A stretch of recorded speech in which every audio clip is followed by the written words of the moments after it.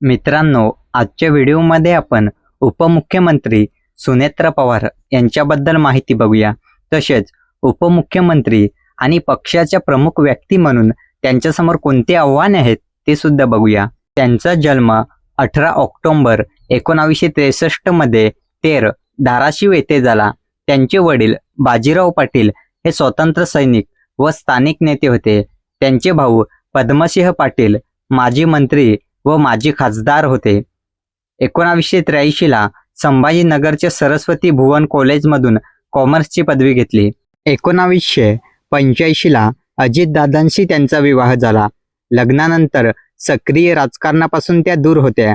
2006 मध्ये राज्यातील 86 गावांमध्ये निर्मल ग्राम मोहिमेचे नेतृत्व त्यांनी केले. 2008 मध्ये बारामतीमध्ये टेक्स्टाईल पार्कची सुरुवात करून 15,000 महिलांना रोजगार उपलब्ध करून दिला. 2010 मध्ये पर्यावरणीय जागरूकतेसाठी एन्व्हायरमेंटल फोरम ऑफ इंडियाची स्थापना केली. 2017 मध्ये सावित्रीबाई फुले पुणे विद्यापीठाच्या सिनेट सदस्यपदी त्यांची निवड झाली.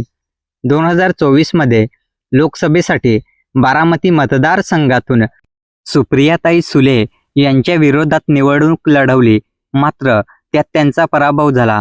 18 जून 2024 मध्ये राज्यसभा निवडणुकीत खासदारकीची शपथ घेतली.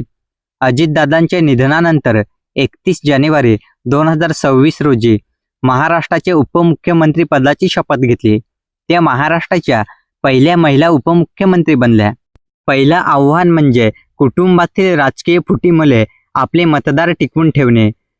पवारांच्या घराण्यातील यादवी मुले मतदारांमध्ये संभ्रमाचे वातावरण आहे. शरद पवार यांच्याबद्दल असलेल्या आदरयुक्त भावनेशी स्पर्धा करताना सुनेत्रा पवारांना आपली राजकीय भूमिका मतदारांना, विशेषतः बारामतीमधील जुन्या कार्यकर्त्यांना पटवून देणे हे त्यांच्यासमोरील सर्वात मोठे आव्हान आहे. दुसरं आव्हान म्हणजे प्रशासनावर मजबूत पकड ठेवणे. सत्तेच्या राजकारणाचा आणि प्रशासकीय कामकाजाचा थेट अनुभव नसल्यामुळे प्रशासनावर वचक निर्माण करणे आणि मंत्रालयातील कामकाज समजून घेणे यासाठी त्यांना वेगाने प्रयत्न करावे लागतील. तिसरं आव्हान म्हणजे महायुतीमधील मित्र पक्षांशी जुळवून घेणे.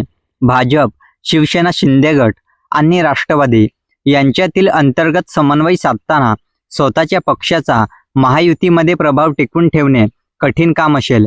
भाजप आणि शिवसेना, शिंदे गट यांच्यासोबत सत्तेत राहताना आपल्या पक्षाच्या जागा आणि महत्त्व कमी न होऊ देणे, तसेच जागा वाटपाच्या वेळी आक्रमक भूमिका घेणे हे कठीण आव्हान सुनेत्रा पवारांसमोर असेल.